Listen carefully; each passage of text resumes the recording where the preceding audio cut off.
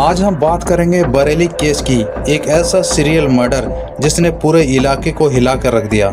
जुलाई 2024 बरेली की एक गांव से पुलिस को कॉल आती है। एक महिला का शव खेत में मिलता है। पहली नजर में सबको लगा ये सामान्य हत्या है, लेकिन पुलिस जैसे जैसे आगे बढ़ी उन्हें महसूस हुआ कि ये कोई आम केस नहीं है, क्योंकि ये मौत पिछले साल हुई मौत से अजीब तरह से मिलती जुलती लग रही थी।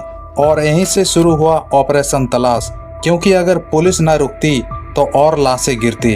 पहला खून जून 2023 बरेली के प्रतापपुर गांव से एक कॉल आती है।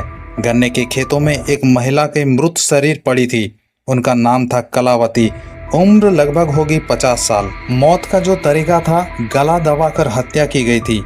पुलिस जांच में जुटी, लेकिन ना कोई दुश्मन ना कोई झगड़ा, सब साफ सुथरा लग रहा था। लेकिन ये मामला यही नहीं रुका। 19 जून को दूसरी लाश मिली। गांव का नाम कुलसा, महिला का नाम था धनवंती, और ये मौत भी पहली वाली मौत से बिल्कुल मिलती जुलती लग रही थी। धीरे धीरे गांव में डर फैलने लगा।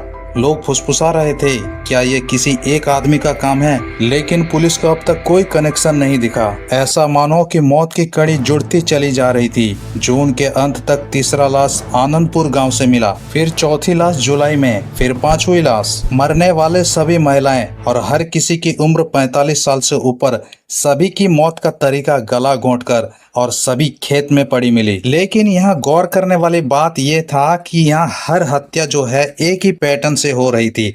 हर हत्या खेतों में, और ज्यादातर गन्ने के खेतों में हो रही थी। आखिर गन्ने के खेतों में क्यों हो रही थी?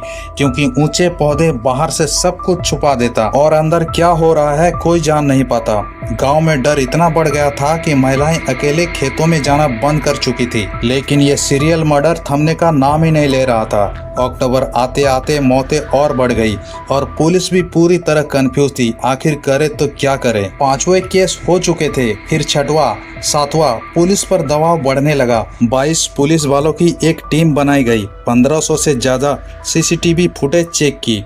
9 नए कैमरे लगाए गए।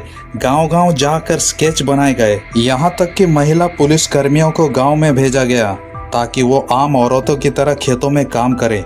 लेकिन नतीजा कुछ भी हाथ में नहीं लगा। सीरियल किलर पुलिस से एक कदम आगे था, और फिर आया वो दिन जिसने सब कुछ बदल दिया। 2 जुलाई 2024 अनीता नाम की महिला मायके से ससुराल लौट रही थी, लेकिन वो घर कभी नहीं पहुंची।